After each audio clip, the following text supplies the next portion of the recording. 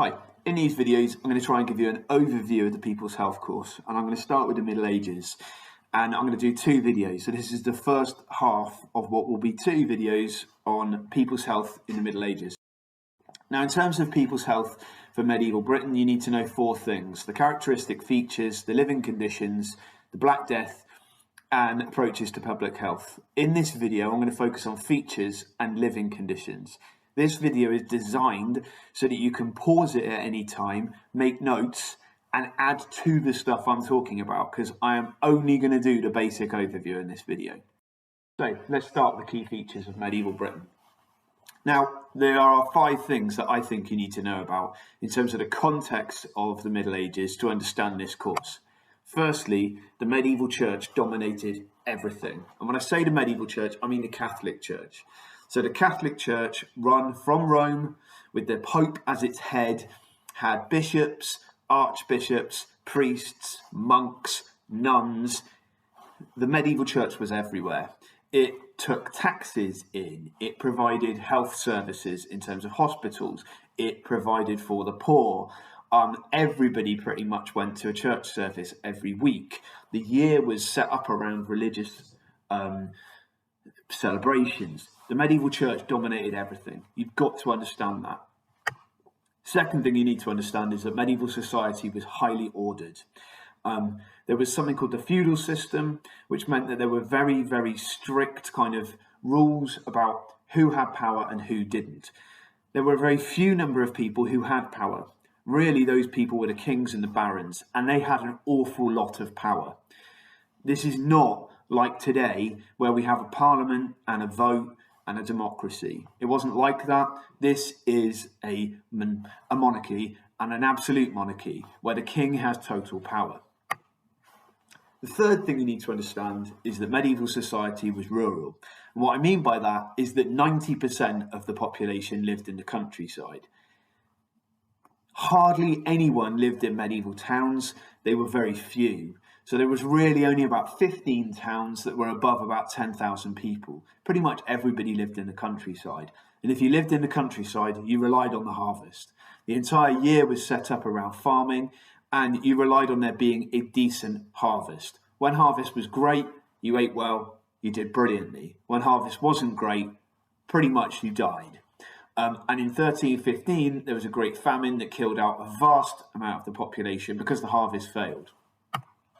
Fourth thing you need to understand, and I think to me this is one of the most important. I think it's quite easy to look back on the Middle Ages and say these people are simple and stupid and have no intelligence. That's not true. Medieval technology is basic, but it is developing, and it's developing at a fast rate. These people are thinking deeply about the world that surrounds them. They're thinking about science. They're thinking about philosophy. These people are thinking hard. Last thing I think we need to know is about what they thought about health. And in the Middle Ages, what they were dominated their ideas about health were Roman ideas. So they thought that the body was made up of four humours. And this comes from a Roman doctor called Galen. And the four humours are blood, black bile, yellow bile, and phlegm. And they thought that these four humours needed to be in balance in order for the body to be healthy. And if those four humours were not in balance, the body would be unhealthy. Really important we understand that, because we'll come back to that when we get to the Black Death. Let's talk about living conditions. And if you see living conditions on any exam paper, you need to think themes: housing, water, waste, diet. And in the Middle Ages, those living conditions varied depending on whether you lived in the countryside or whether you lived in the town. If you lived in the countryside, you'd often live in a house like this.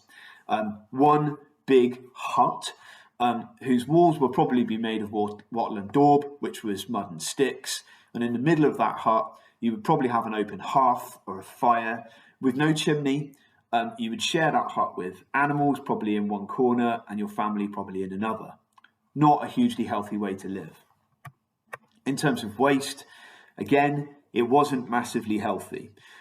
It's most likely if you lived in the countryside, you would have had a cesspit or a hole right at the back of your garden or your property where you would have done your business. That cesspit, when it was full, would have been emptied and would have been used as a fertiliser on the fields. In addition to that, medieval people in the countryside often had a midden or a pile of waste where they would have scraped the animal dung from inside their home into a pile, and again, that would have been used as fertiliser on the fields. The one thing that was healthy, though, was their diet. Medieval peasants in the countryside would not have had massive access to meat. What they would have had access to is vegetables, and those vegetables would have been very healthy because pretty much this is organic farming. And medieval peasants really relied on a stew of vegetables called pottage. So they would have had a vegetarian diet, and it would have been pretty blooming healthy. Water in the countryside was of variable quality. Medieval peasants would have got their water from streams or springs. Now that's fine if you get the water where it comes directly out of the ground, but the problem is where you're getting the water out of a stream where there might be a village or a field of cows further upstream who are doing their business in it, and it was often that water was polluted. Towns were very different. Medieval towns in particular, the housing was very different. Rather than wattle and daub houses, they would have had timber frame houses. They would have been multiple stories. Often those multiple stories would have jutted out over the street, blocking sunlight from each other, as you can see here. Now, the big issue with this in terms of your health is that it was very cramped. You can see how many people would have been living just in this little photo here, and that cramped feeling would have meant the disease could spread really easily. Waste in the towns was a big issue. Towns did have cesspits in the same way that they did in the countryside, but they also were increasingly, by the end of the Middle Ages, having public latrines or public toilets. They didn't have flushes back in those days, though, so those public latrines would have been emptied by a gong firmer who would have come along and taken away that human excrement to take out of the town. So waste was a big issue. Diets in medieval towns were probably a bit more varied, though. If you lived in a medieval town, you could have visited a market. And in that market, you would have had access to food that you would not have been able to get in the countryside. So you might have been able to buy meat, or you might have been able to get some spices. And even towards the end of the Middle Ages, you might, if you were lucky, been able to get some sugar. Water was an issue in medieval towns. In medieval towns, water was piped in via conduits, which are lead pipes, which is what you can see pictured here. Or if you were rich, you would have bought your water from a water carrier, a man who would have taken that water and brought it to you in your home. So water was a constant issue in a medieval town. So as you can see, there's a big difference between country and town in the Middle Ages. And I think that's important that we bear that in mind.